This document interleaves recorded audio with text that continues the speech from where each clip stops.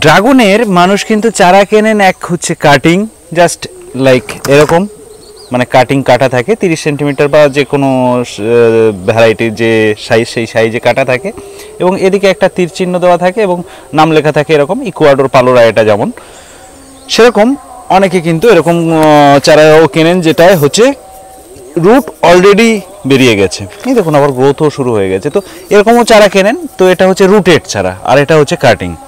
তো আমি আপনাদেরকে বলবো যে এই রুটের চারা কিনবেন বা কাটিং যে কোনো কিছু, তো সারা পৃথিবীতে কিন্তু ড্রাগনের চারা মানে ড্রাগনের কাটিং, মানে বিদেশ থেকেও আমাদের কিন্তু এই কাটিং নিয়ে আসতে হয়। কাটিংয়ে কী হয় যে কাটিংটা তাড়াতাড়ি খারাপ হয় না, এই সমস্ত অনেক কিছু কারণ থাকে যার জন্য, আর ক্যারিং চার্জও অনেকটা কম হয়, সেই সমস্ত কারণেই কিন্তু ড্রাগনের কাটিং প্রচলন।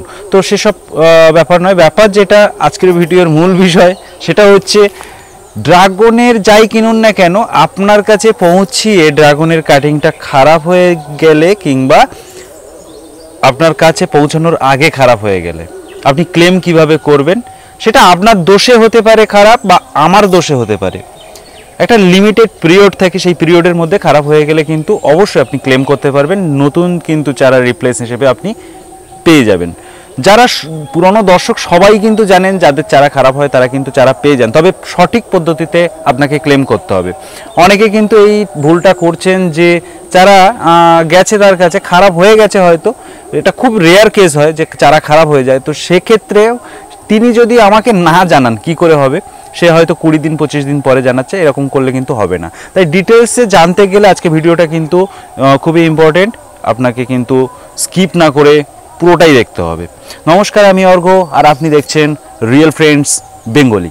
চলুন শুরু করা যাক। সবার প্রথমে রুটেড চারা যদি যায় তাহলে কি করবেন, ডাইরেক্ট প্রতিস্থাপন করে দিতে পারেন। আমরা রুটেড চারা এরকম গ্রো ব্যাগ সমেত দিই না, ন্যাচারালি গ্রো ব্যাগটাকে থেকে আমরা শিকড়টা আস্তে আস্তে নাড়িয়ে তুলে তারপরে কিন্তু শিকড়টা আমরা প্যাকিং করে তারপরে কিন্তু পাঠাই। তো সেক্ষেত্রে আমাদের কিন্তু রুটেড চারা যেতে যেতে শিকড়টাই হালকা শুকিয়ে যায়, তাতে কিন্তু কোনো সমস্যা নেই। ড্রাগনের শিকড় 15-20 দিন পরেও কিন্তু আপনি মাটিতে দিলে আবার কিন্তু সতেজ হয়ে যাবে, তো এটা কিন্তু কোনো অসুবিধা নেই। এই রুটেড চারা নিলে সঙ্গে সঙ্গে প্রতিস্থাপন করবেন। আর কাটিং নিলে কি পদ্ধতিতে কাটিং প্রতিস্থাপন করতে হয় সেটা নিশ্চয়ই আপনারা জানেন। এটা দেখতে পাচ্ছেন, এটা রেইনবো, খুবই দামি এখনকার, মানে ইন্ডিয়াতে একদম নতুন ভ্যারাইটি। আর এটা হচ্ছে ইকুয়াডোর পালোরা, এটা মোটামুটি অনেকে চেনেন, আপনারা চেনেন। এখনও পর্যন্ত কিন্তু পালোরায় ফল হচ্ছে, ফল আসছে এবং ফল হচ্ছে।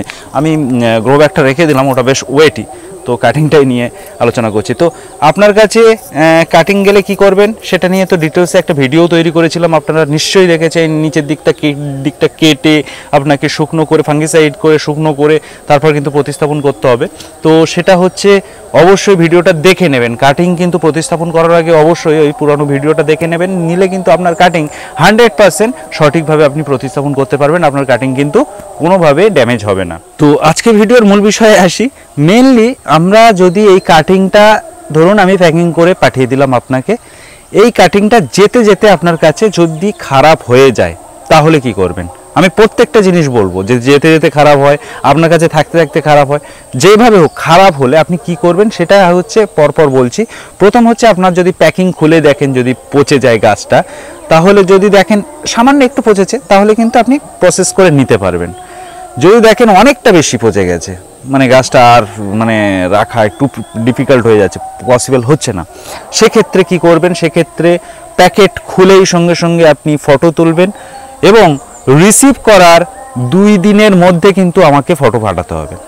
আমি যে কুরিয়ার ডেট, কুরিয়ারে কিন্তু রিসিভ প্রত্যেকটা ট্র্যাকিং থাকে, তো সেই ট্র্যাকিংয়ে যদি রিসিভ হয়ে যায় তার 2 দিনের মধ্যে আমাকে কিন্তু ক্লেম করতে হবে যে আপনি প্যাকিং খুলে খারাপ চারা পেয়েছেন। দ্বিতীয় যেটা, সেটা প্র্যাকটিক্যালি আমার সঙ্গে কয়েকদিন আগে হয়েছে, একজন এরকম করেছেন। তো আপনাদের বারবার বলে দিচ্ছি, সাবধান করে দিচ্ছি, এরকম ধরনের জিনিস আপনারা করবেন না কখনোই।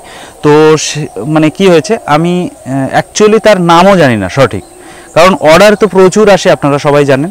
তো সেই অর্ডারে অ্যাড্রেস যেভাবে পাঠায় সেভাবে অ্যাড্রেসে আমরা কপি পেস্ট করে পাঠিয়ে দিই। মানে কি হয়, ওনারা আপনি অ্যাড্রেস আমাকে পাঠালেন, সেটা আমি কপি করলাম, কপি করে কিন্তু জাস্ট আমি ওটা ওই যা লেখা আছে সেই অ্যাড্রেসে কিন্তু পাঠিয়ে দিই, কি নাম থাকে সেই নামে।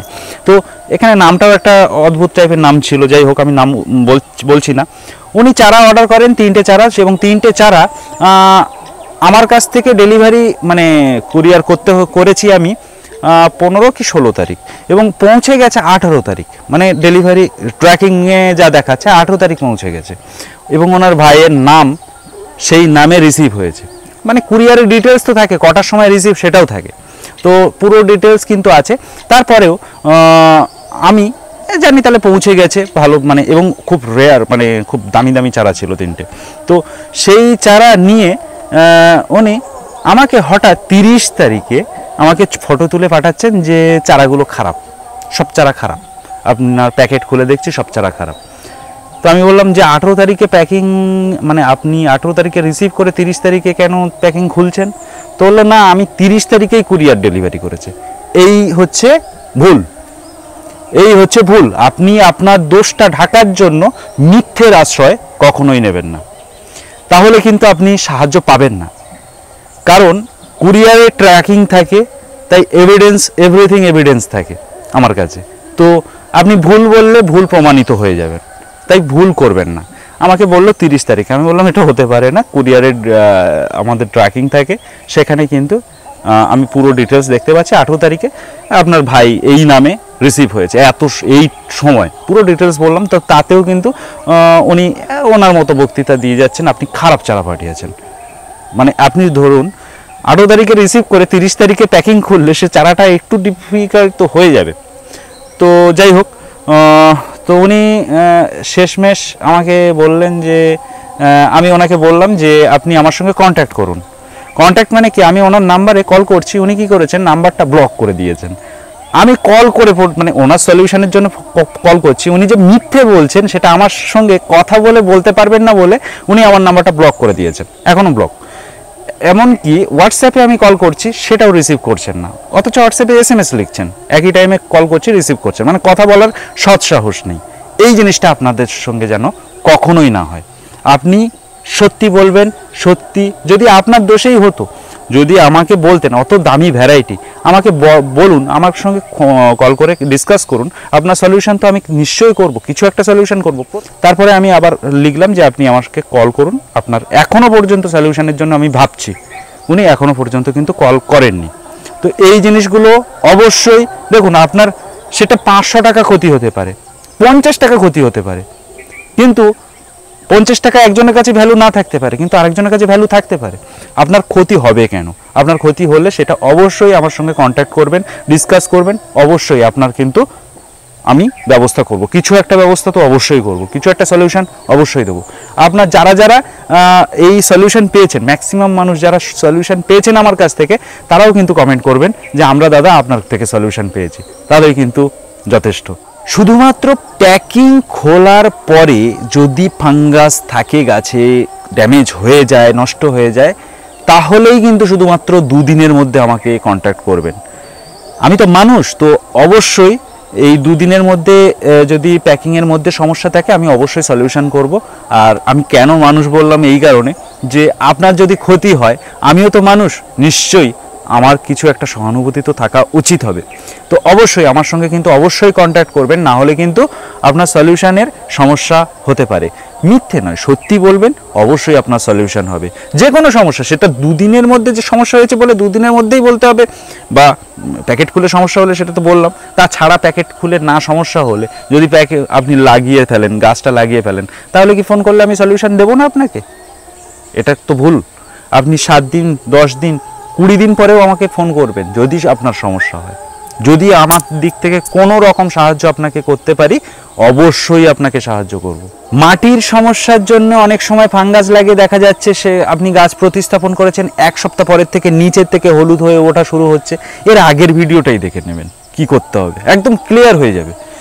কিংবা আপনি গাছটা কিনেছেন, কিনে এরকম একটা কাটিং গেছে আপনার কাছে, আপনি সেই কাটিংটা কি করবেন বুঝতেই পারছেন না। জাস্ট আমার প্লে লিস্টে যান, প্লেলিস্টে গিয়ে, মানে এই যে ইউটিউব চ্যানেলটা দেখতে পাচ্ছেন রিয়েল ফ্রেন্ডস বেঙ্গলি, তার প্লেলিস্টে যান, প্লেলিস্টে গিয়ে দেখুন পরপর ভিডিওগুলো দেখুন, সেখানে দেখুন এইরকম একটা ভিডিও আছে যেখানে এই কাটিং কিনে তারপরে কি করণীয় সেটা নিয়ে 2-3টে ভিডিওর নিচেই আপনি পেয়ে যাবেন। তাহলে আপনি বুঝতে পারছেন যে আপনি কাটিং কেনার পরে ভিডিওটা দেখে নেবেন, কি করবেন সেটা বুঝতে পারবেন। সেটা যদি ভুল করে ফেলেন তাহলে একটু সমস্যা হতে পারে, সমস্যা হলে কি হবে সেটারও সলিউশন আছে। অর্থাৎ আমার চ্যানেলে কিন্তু প্রত্যেকটা সলিউশন আপনারা পেয়ে যাবেন। যাই হয়ে যাক না কেন, ক্ষতি হলে আমার সঙ্গে কন্ট্যাক্ট করবেন অবশ্যই। আমি কল করতে বললে অবশ্যই কল করবেন, SMS-এ যদি সলিউশন হয়ে যায় SMS করবেন, কোনো সমস্যা কিন্তু হবে না আশা করছি।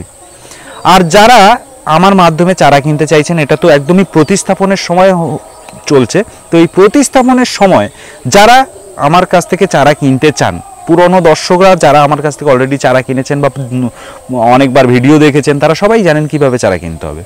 যারা নতুন দর্শক তাদের উদ্দেশ্যে বলছি, স্ক্রিনে একটা নাম্বার আপনারা দেখতে পাচ্ছেন, এই নাম্বারে কিন্তু আমাকে একটা হোয়াটসঅ্যাপে SMS পাঠাতে হবে। কি লিখবেন? প্রাইস লিস্ট বা ভ্যারাইটি লিস্ট, জাস্ট এইটুকু লিখে আমাকে সেন্ড করে দিন। আমার মাধ্যমে প্রায় 100-র কাছাকাছি রেয়ার বা কমার্শিয়াল বা সুপার রেয়ার, মানে একদম জাস্ট অ্যারাইভিং এরকম ভ্যারাইটি মিলিয়ে প্রায় 100-র কাছাকাছি ড্রাগন ফলের ভ্যারাইটি কিন্তু আপনারা কালেকশন করতে পারবেন। এর একটা লিস্ট আমার কাছে তৈরি করা আছে, প্রাইস লিস্ট। তো আপনার SMS-এর রিপ্লাই হিসেবে আমি কিন্তু অবশ্যই আপনার নাম্বারে প্রাইস লিস্ট সেন্ড করে দেবো। তো আপনাকে SMS-টা কিন্তু অবশ্যই প্রাইস লিস্ট বা ভ্যারাইটি লিস্ট জাস্ট এইটুকু লিখে সেন্ড করে দেবেন। আর ভিডিওটা ভালো লেগে থাকলে লাইক শেয়ার কমেন্ট তো অবশ্যই করবেন, সঙ্গে সাবস্ক্রাইব করতে কিন্তু একদমই ভুলবেন না। তার সঙ্গে ভিডিওটা আজ এই পর্যন্ত, দেখা হবে পরের ভিডিওয়ে। ধন্যবাদ, ভালো থাকবেন, নমস্কার।